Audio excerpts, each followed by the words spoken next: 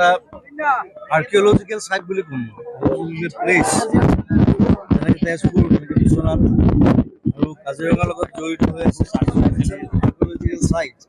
Actually মই ভাবোঁ যে পৰ্যটক ইয়াত আহিব লাগে, চাব লাগে, ইয়াত কি কি আছে নতুন বস্তু আছে যিবিলাক এতিয়ালৈকে আমি ফ'কাছ কৰা নাই, এক্সপ্ল'ৰ কৰা নাই।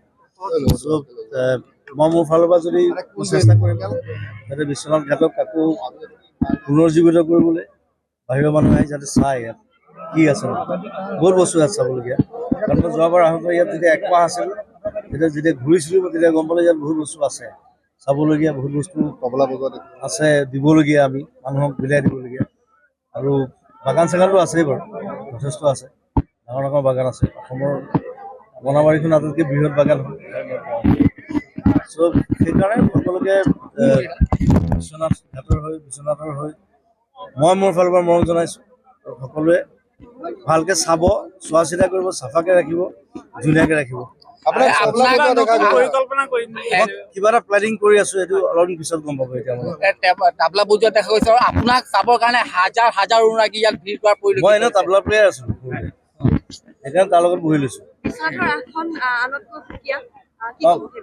ৰাসবোৰ চবতে বেলেগ হয়, চব জেগাত বেলেগ। নলবাৰীত বেলেগ হয়, মাজুলীত বেলেগ হয়। মাজুলীতো এইবাৰ 65খন নে কিমানখন ৰাস হৈছে। চ' প্ৰত্যেকটো জেগাত বেলেগ হয়। আগতে যোৰহাটত যোৰহাটতো ৰাস হয় বিভিন্ন জেগাত।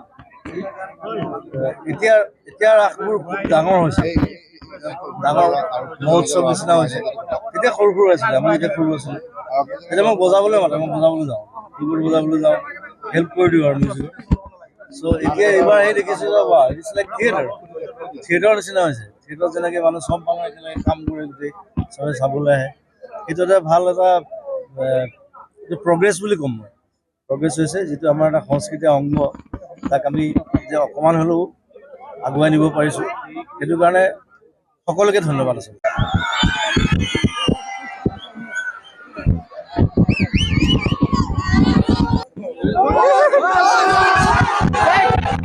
আচলতে কি এটা আৰ্কিঅলজিকেল চাইট বুলি ক'ম প্লেচ যেনেকৈ তেজপুৰ, যেনেকৈ বিশ্বনাথ আৰু কাজিৰঙাৰ লগত জড়িত হৈ আছে আৰ্কিঅলজিকেল চাইট।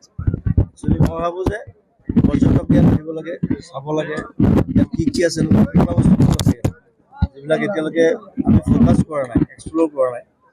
চ' মই মোৰ ফালৰ পৰা যদি চেষ্টা কৰিম যাতে বিশ্বনাথ ঘাটক আকৌ পুনৰুজ্জীৱিত কৰিবলৈ বাহিৰৰ মানুহে আহি যাতে চায় ইয়াত কি আছে বহুত বস্তু ইয়াত চাবলগীয়া। কাৰণ মই যোৱাবাৰ আহোঁতে ইয়াত যেতিয়া একমাহ আছিল যেতিয়া ঘূৰিছিলোঁ তেতিয়া গম পালোঁ ইয়াত বহুত বস্তু আছে চাবলগীয়া, বহুত বস্তু কমলা বজাত আছে দিবলগীয়া, আমি মানুহক বিলাই দিবলগীয়া। আৰু বাগান চাগানটো আছেই বাৰু, যথেষ্ট আছে, ডাঙৰ ডাঙৰ বাগান আছে। অসমৰ বনাবাৰীখন আটাইতকৈ বৃহৎ বাগান হয়। চ' সেইকাৰণে সকলোকে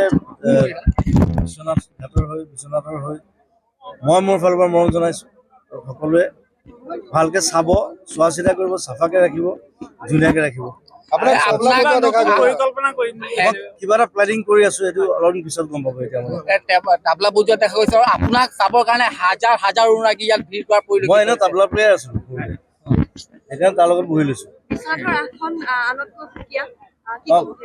ৰাসবোৰ চবতে বেলেগ হয়, চব জেগাত বেলেগ। নলবাৰীত বেলেগ হয়, মাজুলীত বেলেগ হয়। মাজুলীতো এইবাৰ 65খন নে কিমানখন ৰাস হৈছে। চ' প্ৰত্যেকটো জেগাত বেলেগ হয়। আগতে যোৰহাটতো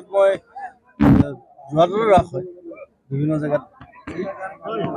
এতিয়া ৰাসবোৰ খুব ডাঙৰ হৈছে, ডাঙৰ মহোৎসৱ নিচিনা হৈছে।